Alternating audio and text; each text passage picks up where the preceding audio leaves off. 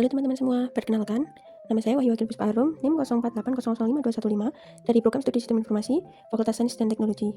Di video kali ini, saya akan membuat tugas 1 mata kuliah Pancasila, yaitu video singkat mengenai sejarah kelahiran Pancasila.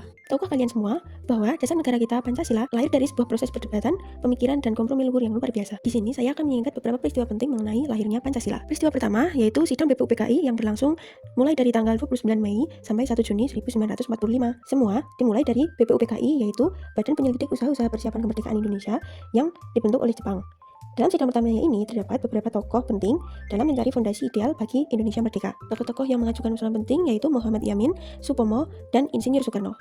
Pada tanggal 1 Juni 1945, Insinyur Soekarno menyampaikan pidatonya yang fenomenal. Ia tidak hanya mengusulkan 5 prinsip, tetapi juga memberikan nama yang disepakati bersama, yaitu Pancasila. Dan pada tanggal 1 Juni ini menjadi hari yang diperingati sebagai hari lahirnya Pancasila. Peristiwa kedua yaitu lahirnya Piagam Jakarta.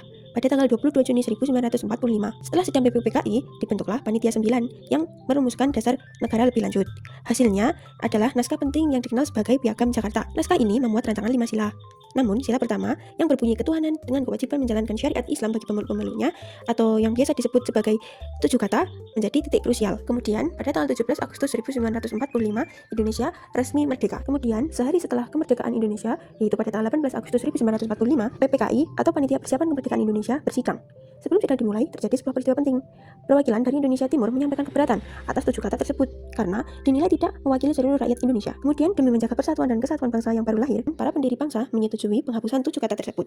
Akhirnya, 7 kata tersebut diganti dan PPKI mengesahkan Pancasila sebagai dasar negara yang termaktub dalam pembukaan UUD 1945 dengan sila pertama yang berbunyi ketuhanan yang Maha Esa. Proses lahirnya Pancasila kaya akan nilai-nilai luhur, diantaranya musyawarah dan mufakat.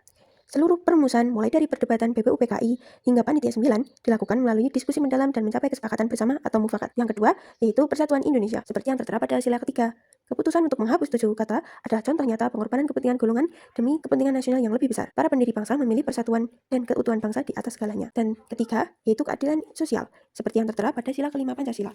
Dasar negara harus berlaku adil dan mengakomodasi semua suku, agama, dan golongan di seluruh wilayah Indonesia tanpa terkecuali.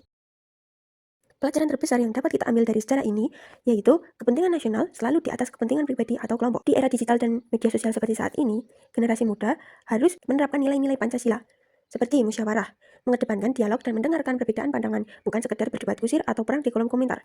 Kemudian yang kedua, toleransi dan persatuan. Sebagai generasi muda harus menjaga kedamaian di tengah keberagaman dan bersikap toleran kepada semua agama, suku, dan pilihan politik.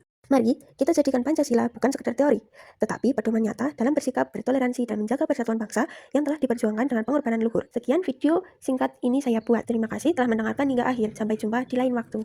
Terima kasih.